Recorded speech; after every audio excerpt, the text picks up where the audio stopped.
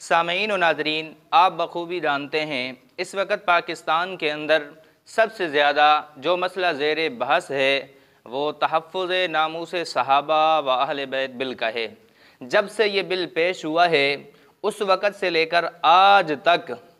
رافضیت کے اندر زلزلہ برپا ہے، ان کی آہ و فغاں ہے، وہ چیخ رہے ہیں، چلا رہے ہیں کہ اس بل کو پاس نہ کیا جائے، اس بل کو قانون کا حصہ نہ بنایا جائے، اور ساتھ ہی وہ ایک جملہ کہہ رہے ہیں کہ ہم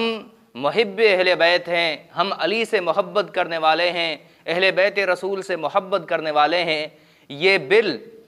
اہل بیت کے حقوق کو اور محبین اہل بیت کے حقوق کو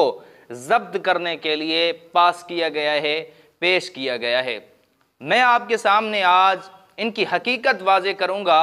کہ یہ حب اہل بیت کا نعرہ لگاتے ہیں، دعویٰ کرتے ہیں، اس کی حقیقت کیا ہے۔ ان کی معتبر کتابوں سے، ان کے معتبر علماء سے اس چیز کا پردہ چاک کر دوں گا کہ یہ محب اہل بیت ہیں یا گستاخ اہل بیت۔ آپ میری بات کو توجہ سے سنیں اور غیر جانبدار ہو کر آپ نتیجہ اخذ کریں کہ جنہوں نے یہ لکھا ہو اور جو ان لکھنے والوں کو اپنا سربراہ مانتا ہو، اپنا امام مانتا ہو، اپنا عالم مانتا ہو، مقتدی اور پیشوا مانتا ہو، کیا اسے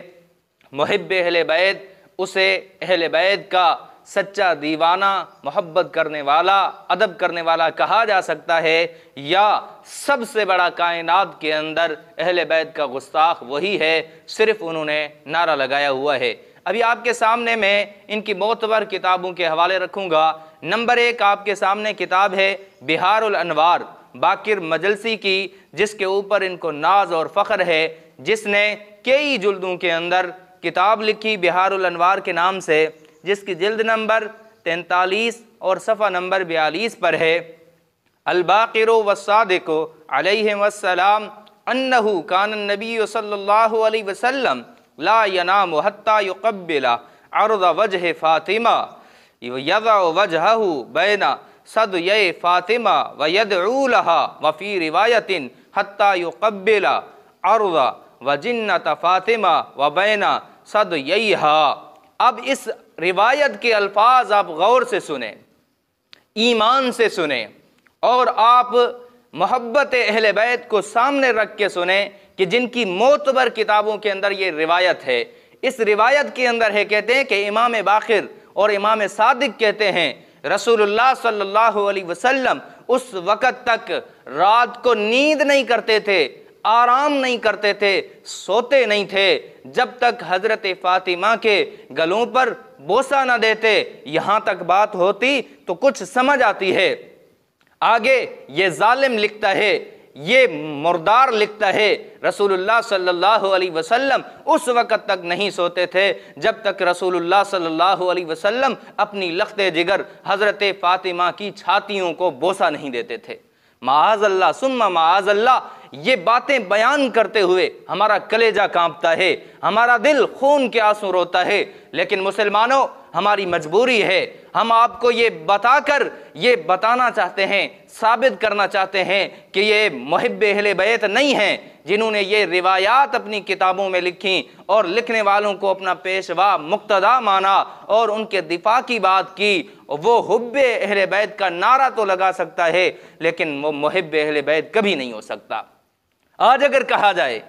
کہ رات کو ساجد نقوی اس وقت تک نہیں سوتا جب تک اپنی جوان بیٹی کے چھاتیوں کو بوسہ نہ دے اور اپنے گردن کو اپنی جوان بیٹی کی چھاتیوں میں نہ رکھے، کسی بھی شخص کے لیے اگر یہ کہا جائے کیا وہ برداشت کر لے گا؟ کیا اسے غیرت مند تصور کیا جائے گا؟ کیا اسے ایک عقل و سمجھ رکھنے والا انسان تصور کیا جائے گا؟ معاذ اللہ، انہوں نے اپنے گھر کی باتیں کتابوں میں لکھ کے اس کو منسوب امام الانبیاء جناب محمد الرسول اللہ صلی اللہ علیہ وسلم کی طرف کر دیا۔ اور یہ روایت فقط ایک کتاب میں نہیں ہے، مسلمانوں توجہ سے سنو، یہ ایک کتاب کے اندر روایت ہوتی، موضوع ہوتی، من گھڑت ہوتی، بات بنتی ہے، لیکن یہ ایک کتاب کے اندر نہیں ہے، ان کی کئی کتابوں کے اندر ہے۔ مثال کے طور پہ یہ روایت ابو جعفر محمد بن علی ابن شہر آشوب اپنی کتاب مناقب آل ابی طالب کے اندر جلد نمبر 3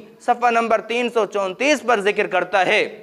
اور ان کا بہت بڑا عالم نعمت اللہ الجزائری ریاض الابرار فی مناقب ائمۃ الاطہار کے اندر صفحہ نمبر 31 پر یہی روایت ذکر کرتا ہے۔ ان کا عبداللہ بحرانی عوالم العلوم میں صفحہ نمبر 180 پر یہی روایت بیان کرتا ہے۔ ان کا اسماعیل انصاری الموسوعۃ الکبریٰ کی جلد نمبر 8 صفحہ نمبر 115 پر اسی روایت کو ذکر کرتا ہے۔ اس روایت کو ذکر کرنے کے بعد ہم کیسے مان لیں، اس روایت کو لانے کے بعد کیسے مان لیں کہ یہ محب اہل بیت ہیں، یہ اہل بیت سے محبت کرنے والے ہیں؟ اب عقل و شعور رکھنے والا انسان،